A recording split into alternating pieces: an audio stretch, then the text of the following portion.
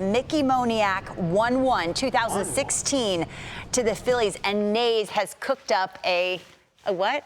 A manifesto. Well, DeRo, I think this is great because it's another example of why sometimes success isn't a straight line. That's so true. That's why I love our job.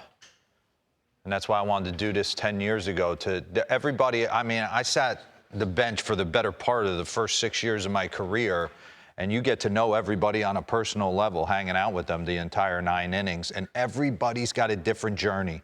Some guys are 1-1 and burst on the scene and become superstars like Bryce Harper. Some guys are 1-1 like Mickey Moniak and have to grind it out, get traded to the Angels for Noah Syndergaard, then get DFA'd and released, pick up with the Colorado Rockies, and oops, something unlocks. He's always had the ability, we talk about this a lot on the couch. Same thing with Andrew Vaughn.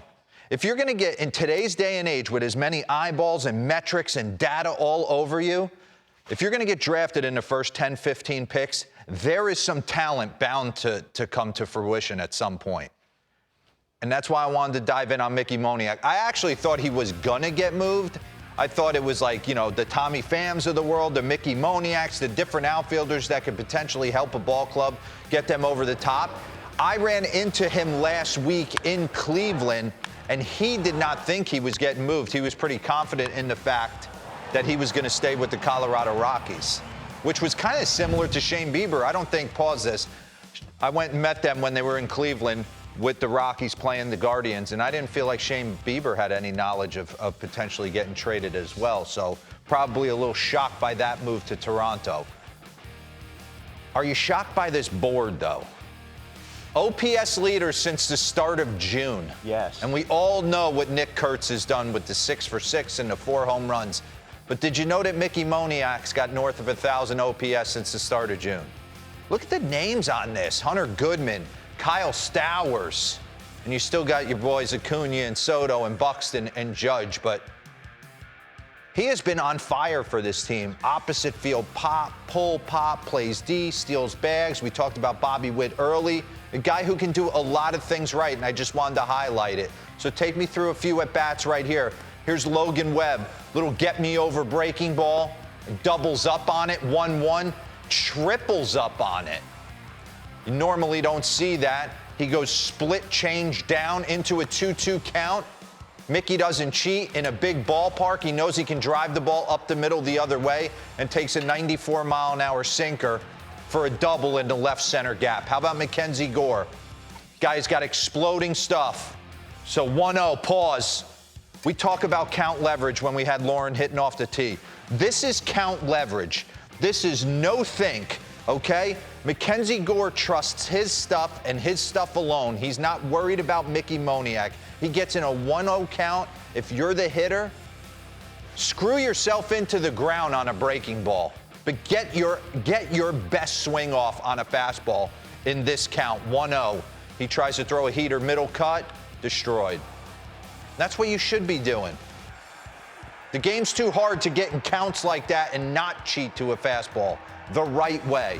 So pause this for me real quick. Bring up the next board. Yeah. Slug leaders versus fastball since the start of June. Minimum 75 plate appearances. Aaron Judge and then Mickey Moniak. Hammering the fastball. Has he done anything different to accomplish this? Let's look at the side-by-sides. Okay, in 2021, pretty squared up, everything kind of trophy on the little league trophy guy stance, kind of locked in there. Then he opened up a little bit in 2023. His hands were a little further down, had him a little bit higher, constant tinkering and adjustments, and now he's kind of melded into a mishmash of 2021 and 23.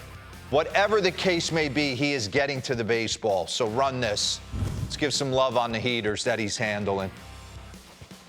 Hunter Brown, 94, turns it around for a homer.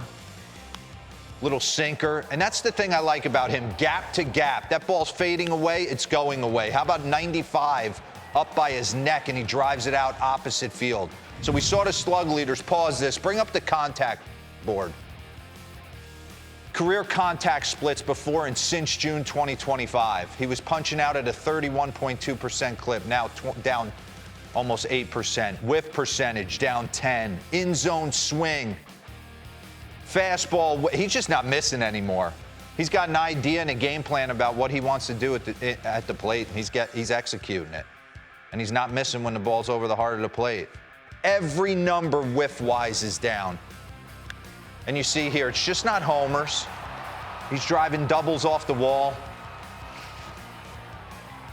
Been really good for this ball club. I'm surprised no one took a shot at him. I'm sure they did. Just a matter of what calls and who was willing to move him. Bring up the hard hit percentage board. Largest increase in hard hit percentage last 2 seasons. Bryce Terang with Milwaukee has had the biggest jump. Gavin Sheets, Mickey Moniak, and your boy Robert Alejandro Kirk. So you got to get on the heater, stay on the heater. You got to be able to move it to both sides of the park. Can't just be a dead pull guy. Add in some speed, add in some defense, add in some high character, and be able to get to the inside heater, which is usually the last thing that comes for a lot of hitters. It's either the first thing you do as a young kid, you're dead pull and can get to that inside pitch, or it's something that progressively happens as your career goes on. Pause this for me real quick. They talk about Don Mattingly getting to the big leagues, George Brett getting to the big leagues. They weren't guys who could pull a baseball with authority. As their careers progressed, that's how they got there. And you're watching it here. Mickey Moniak, MLB ranks on inside pitches. He's first in average and slug since the start of June.